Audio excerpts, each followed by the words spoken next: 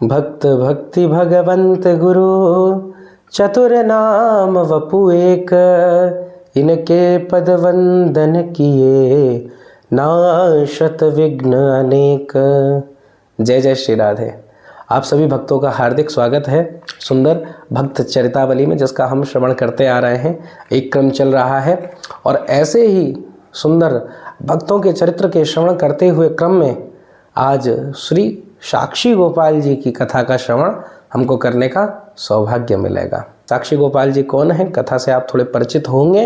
जो ठाकुर जी एक गरीब ब्राह्मण के वचन को सत्य करने के लिए वृंदावन से गौड़ देश चले गए और वहां पर जाकर अपना साक्ष्य प्रस्तुत करा, वहां गवाह बन गए। ऐसे प्रभु हैं साक्षी गोपाल जी। तो आइए उनके सुंदर चरित्र का हम श्रवण करते हैं। एक बार की बात है, गौड़ देश बंगाल के आसपास का देश है, इसीलिए वहाँ से जो संत निकले उनको गौड़िया कहा जाता है। तो गौड़ देश से आते हैं। तो वहीं के आसपास के क्षेत्र की घटना है। एक वृद्ध ब्राह्मण रहता था, बूढ़ा बाड़ा था, शरीर का हारा था, धन तो बहुत था पर परिवार वालों का साथ तो ना था। अब परिवार वालों से बोलता कि तीर्थ करा दो, परिवार वाले बोलते हम पे समय नहीं है। अब ये बेचारा एक दिन बैठा था, मन में निश्चय कर लिया कि हम तीर्थ के लिए निकलेंगे और निकल पड़ा। और धीरे धीरे जाने लगा, विभिन्न तीर्थों में गया। हिम्मत तो कर दी थी, पर अब जाते जाते कई बार ऐसा हुआ कि अब अकेला बूढ़ा शरीर कैसे रहें। तो इसका स्वास्थ्य धीरे धीरे बिगड़ने लग गया, भयंकर ज्वर हो गया, बुखार आ गया। एक जगह स्थान पे बैठा, तभी इसको नवयुवक मिला। अब बड़ा सुंदर नवयुवक, और वो भी ब्राह्मण कुल का था। बाद में पता चला इन्हीं के गौड़ देश का ही है। तो जैसे ये जानकारी हुई तो बड़ा हृदय प्रफुल्लित हुआ। उससे कहा, बेटा मेरी नेक सहायता कर दो, बूढ़े ब्राह्मण की नेक मदद कर दो। तो वो बेचारा नवयुवक आया और इनकी सहायता करने लगा, इनके पूरा ध्यान रखा, पूरे बुखार में इनकी सेवा करी। और उसके बाद ये इनकी ऐसी स्थिति हो गई, चलने के लायक ना रह गए।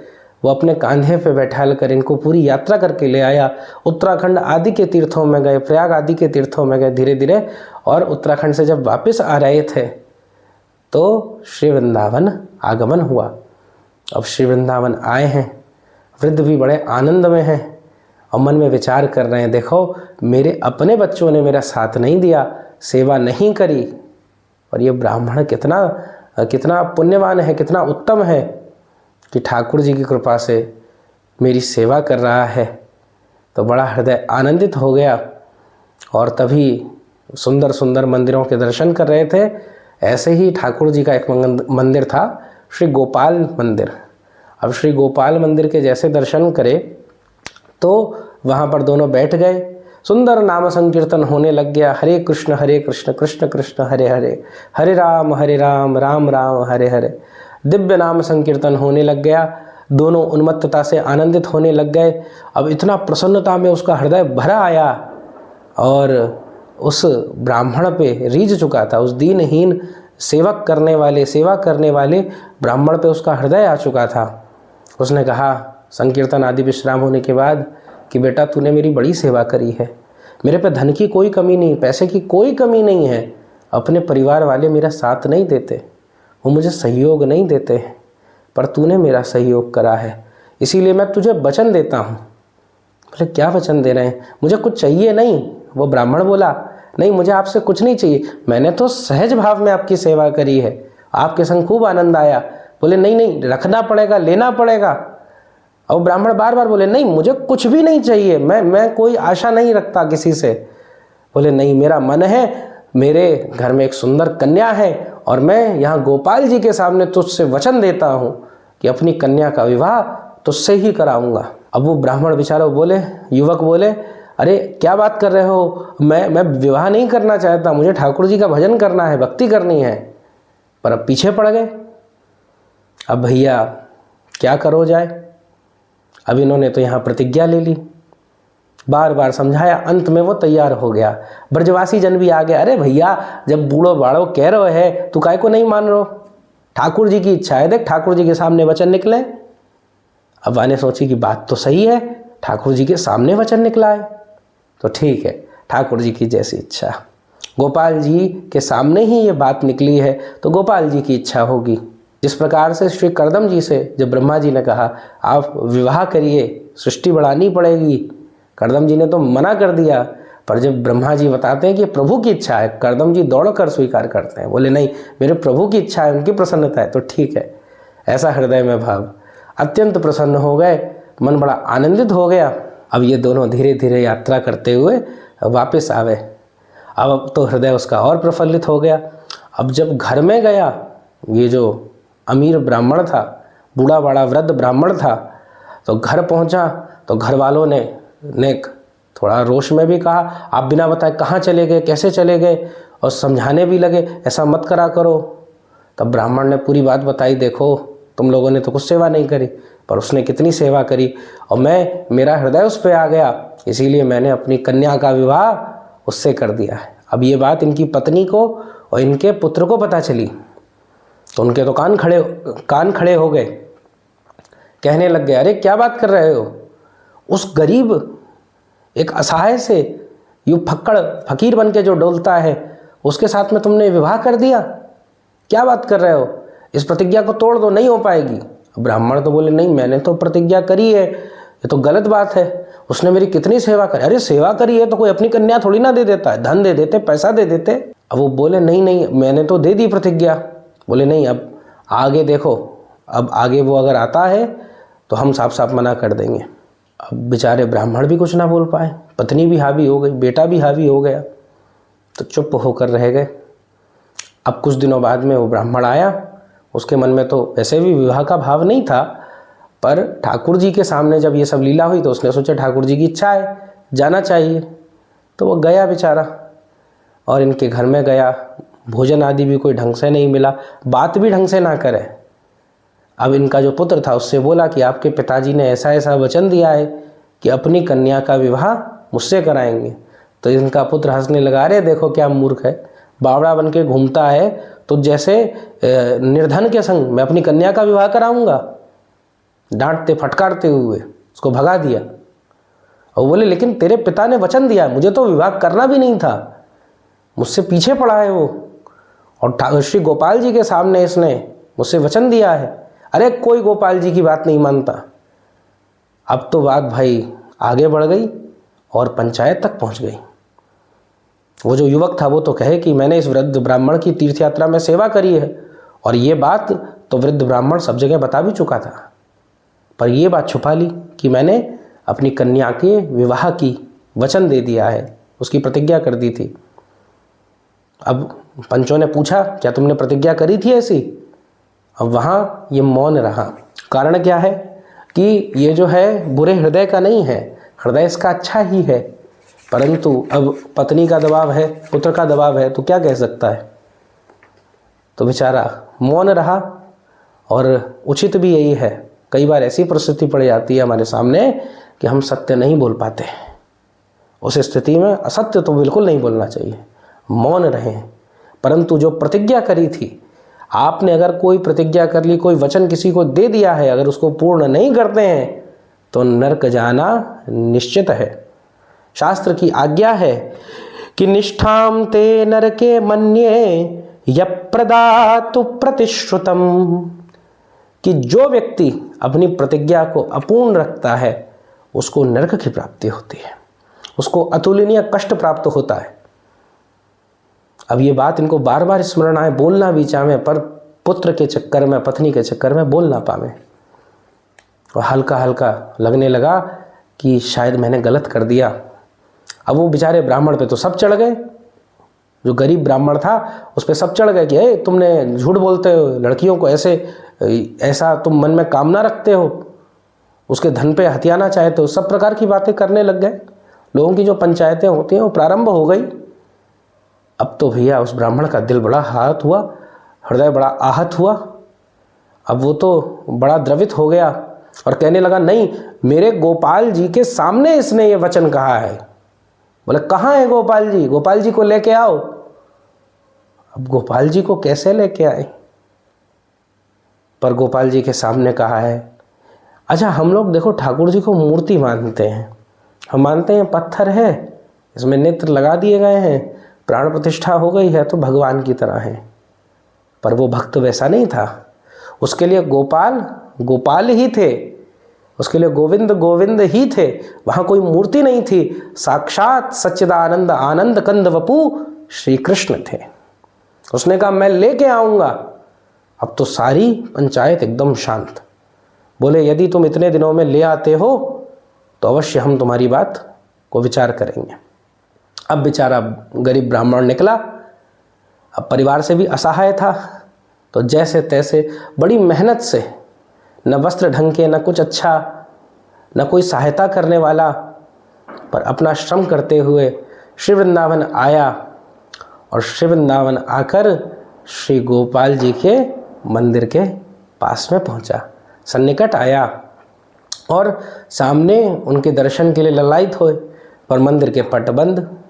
अब तो बड़ा परेशान हुए। ठाकुर जी के जैसे पट खुले अंदर दौड़ कर पहुँच गया और ठाकुर जी से कहने लगा चलो जल्दी चलो मेरे साथ में, अब आपको चलना पड़ेगा, जोर जोर से कहने लगा। तो पंडा पुजारियों ने भी उनको बाहर कर दिया, अरे कोई पागल आ गया, इसको निकालो निकालो निकालो। अब तो बेचारे एक तरफ हो गए, बार बार घुसने का प्रयास करें, घुसने ना दिया जाए। तो एक जगह बैठ गए। श्री साक्षी गोपाल जी श्री गोपाल जी के मंदिर के बाहर ही रोने लग गए और कहने लगे ठाकुर जी देखो, सत्य बात है कि उसने वचन आपके सामने लिया था, आप कृपा करके मेरे संग चलो।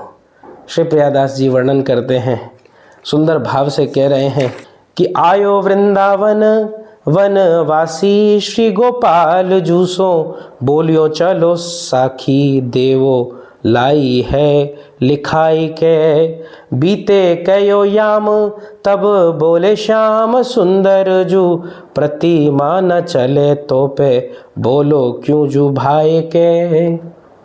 अब ठाकुर जी तो बहुत देर तक प्रतीक्षा करने लग गए। उनको भी लगा 3-4 दिन हो गए, बीते कयो याम तब बोले श्याम सुंदर जू।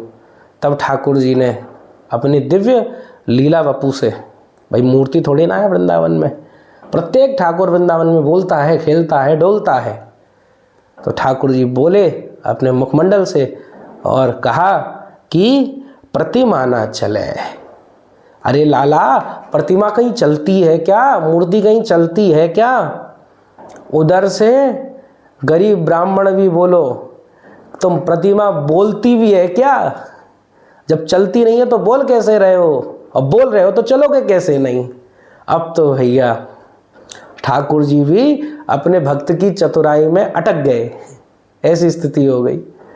और जो मोहन हैं, सबको मोहित करने वाले हैं, आज अपनी भक्त की चतुराई पर मोहित हो गए हैं। तो ऐसो आनंद है। और चतुरता की लीला होती ही भैया ऐसी है। जैसे हमारे श्री मथुरा में बड़े सुंदर ब्राह्मण हैं, चतुर्वेदी ब्राह्मण चौबे।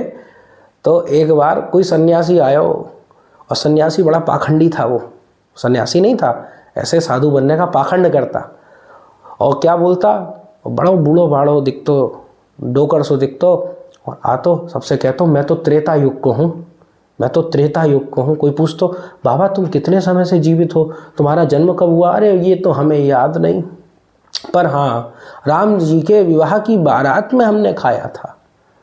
अब आयो एक दिन मथुरा में डोलते डालते और हमारे चतुर्वेदी भैयन के हाथ में लग गए हो, चौबन के हाथ में लग गए हो। सुंदर भंडारा है रहे हो और यहाँ की पंक्ति हो रही। बाबा से ने बातचीत करी, खूब आदर करो पहले ब्राह्मणन ने। और बाबा जी बड़े बड़े डिंगे हाँकने लगो, अरे राम जी को तो हमने गोदी में खिलाया है, अब क्या बतावें तुम्हें, ठाकुर जी कृष्ण जी को तो हमने अपनी आँखों के सामने देखा है। तभी एक हमारे जो चतुर्वेदी ब्राह्मण थे वो आए। कहा बाबा ने कहा बता कहा कह रहे हो तू, कब आयो तू, पृथ्वी पर कब जन्म भयो तेरो? बाबा बोलो अब मैं कहा बताऊँ, मेरो जन्म तो तब भयो, अब कहा मुझे याद ना है, पर हाँ याद है राम जी की विवाह की पंगत में मैं खाता था। एक खींच के तमाचा जड़ दियो साधु बाबा के मोड़े पे, जय सिया राम, जय श्री गोपाल कर दियो।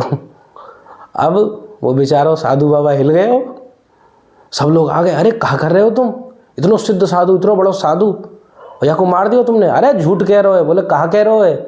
कह रहे राम जी के विवाह की पंगत में मैंने बैठ के खाए हुए। कैसे खाए हुए? मैंने तो वहाँ परोसो है सोई। अब वहाँ पे श्री चौबे महाराज जी की, हमारे जो चतुर्वेदी भैया आते हैं उनकी चतुराई थे, वह सन्यासी व साधु को भांडा फोड़ हुआ। तब बा ने स्वीकार करी, हाँ भैया हम तो डींगे हाँक रहे थे। तो ऐसी चतुराई की लीला हो जाए महाराज। कभी कभार चतुर को चतुर शिरोमणि मिल जावे। अगर ठाकुर जी हमारे चतुर हैं तो हमारी श्री जी चतुर शिरोमणि हैं। अगर हमारे ठाकुर जी चतुर नागर हैं तो श्री जी चतुर नागरी हैं। और श्री जी के कृपा पात्र ही तो हैं उनके भक्त। तो ये ब्राह्मण तो उनका कृपा पात्र था और इसकी चतुराई पर रीझ गए। पर एक शर्त रख दी, देखो भैया हमें वृंदावन के ठाकुर ऐसे नहीं चलेंगे, नेक राग भोग करना पड़ेगो। कहा करना पड़ेगो बताओ? बोले देख, पहले तो तोकू 2 शेर उत्तम भोग मोकू अर्पित करना पड़ेगा। अच्छा ठीक है, अर्पित करेंगे। और देख दोनों भैया बांट के पालेंगे, आधो तू पालियो आधो मैं पालूंगा। उस भक्त ने कही, अरे तुम चलो तो सही, मैं तुमको 2 का 4-4 शेर दूंगा, पर तुम चलो मेरे साथ में। अरे पूरी बात तो सुन। गोपाल जी बोले, देख तू मोको देखेगो नहीं, मैं तेरे पीछे पीछे चलूँगा, पाछे पाछे चलूँगा। मेरे नूपुर की आवाज़ आवेगी और वो आवाज़ तेरे कानन में आती रहेगी, पर जहाँ तूने देख लियो फिर वाकई आगे मैं जाऊँगा नहीं, जे मेरो नियम है। अब ने कही चलो ये भी ठीक है, तुम चलो फिर अब फटाफट।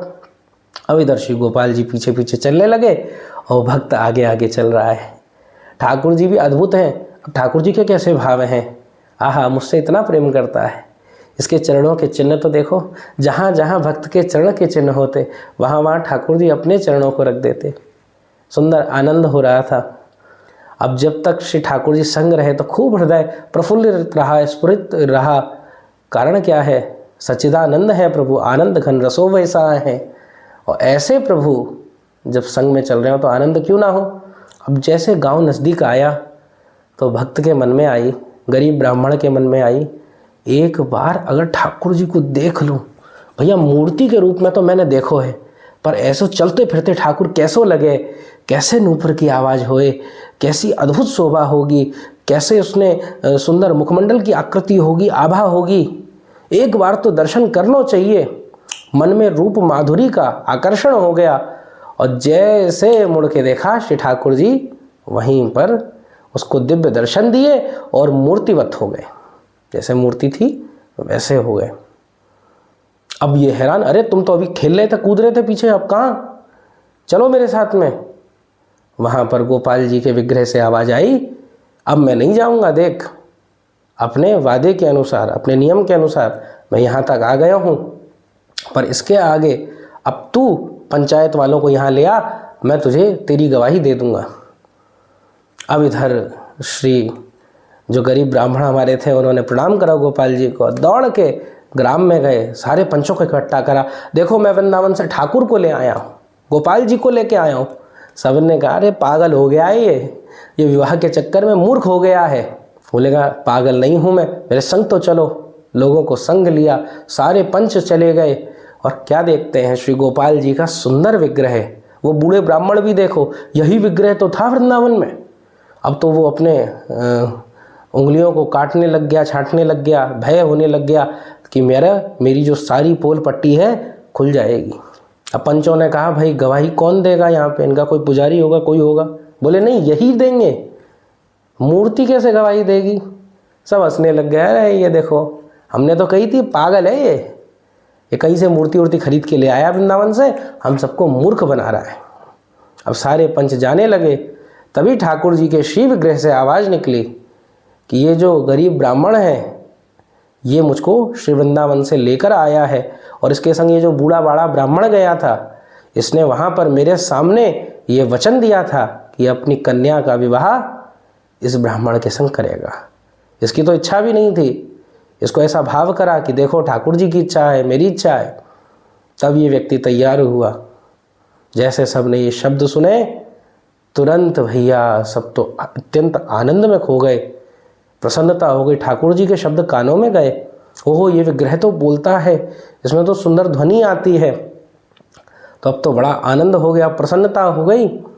और इसके बाद में उस ब्राह्मण की सबने जय जयकार करी। अरे भैया तुम्हारी जय हो, तुमने इस वृद्ध बूढ़े बाड़े ब्राह्मण की सेवा भी करी, उसके बाद में सेवा करने पे ये खुद ही तुमसे पीछे पड़ गया कि विवाह कर लो मेरी कन्या से, तो तूने वो भी स्वीकार करा, और उसके बाद इसने जो लाछन लगा दिया है पर तूने उसको भी स्वीकार करा और साक्षात गोपाल जी को ले आया। अरे भैया तेरी तो बलहारी है, ठाकुर जी को ले आया, जो ठाकुर जी को वृंदावन से यहाँ ले आया हो, उससे बड़ा सत्यवादी कौन होगा। अरे बूढ़े ब्राह्मण ने एक सोच, सब कहने लग गए उस बूढ़े ब्राह्मण से, तू धन को सोच रहा है कि तेरी कन्या इसके घर में जाएगी, इस पे पैसा नहीं है, तू सोच रहा है कि मेरा कुल बहुत उत्तम है, इसका कुल कोई मेरे बराबरी का नहीं है, इसकी समाज में प्रतिष्ठा नहीं है, इसका अच्छा घर नहीं है। अरे जो प्रभु को श्री वृंदावन से यहाँ पर गौड़ देश में ले आया है, इससे बड़ा भक्त नहीं मिलेगा, तेरा जीवन कृतार्थ हो जाएगा। जैसे ये शब्द पंचों के सुने तो बूढ़ा ब्राह्मण तो हृदय से भरकर रोने लग गया। अरे मैं तो कहना ही चाह रहा था, पर ये मेरे पुत्र और पत्नी ने मुझ पर दबाव डाल दिया। पर जब ऐसे शब्द पहुँचे तब सुंदर विवाह हुआ और वैदिक रीति से उस ब्राह्मण के संग उस कन्या का विवाह हुआ। और ऐसे हमारे जो गोपाल जी थे, श्री वृंदावन के खवैया ठाकुर, ये पहुँच गए हैं श्री धाम गौड़ देश में। अब गौड़ देश में पहुँचे और जो उस देश का राजा था उसको इस बात का पता लगा, तो वो स्वयं इनके दर्शन करने के लिए आया और इनका दिव्य भव्य मंदिर का निर्माण करा है। और आगे साक्षी गोपाल जी क्या क्या लीला करेंगे, कैसे कैसे सुंदर भाव करेंगे, श्री जगन्नाथ जी के संग अटकेलियाँ करेंगे, ऐसा कर देंगे जगन्नाथ जी को कि जगन्नाथ जी को मुंह तर जाएगा। तो ऐसी सुंदर लीला है, उस सब का श्रवण करने के लिए आप सब खूब भाव से बने रहें। और आज के सत्संग को गरीब ब्राह्मण के चरणों में समर्पित करते हैं, जिसके लिए ठाकुर जी श्री वृंदावन से गौड़ देश की ओर गए। श्री राधा वल्लभ हो जयति, श्री हरिवंश चंद्र हो जयति।